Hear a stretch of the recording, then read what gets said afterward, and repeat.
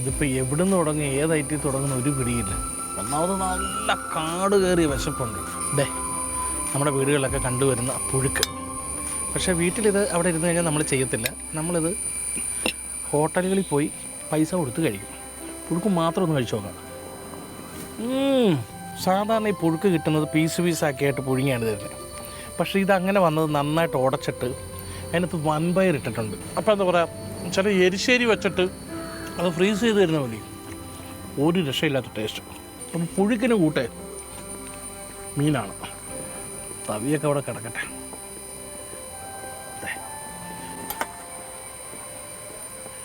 ആ ഗ്രേവിക്കകത്തോട്ട് ഈ പുഴുക്ക് പുരട്ടിയട്ടെ.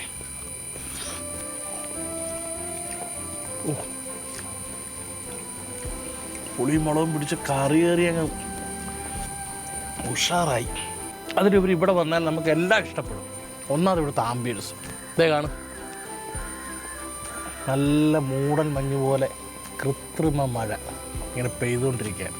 അത് കണ്ടിരുന്ന് കഴിക്കാൻ തന്നെ ഒരു ടേസ്റ്റാണ്.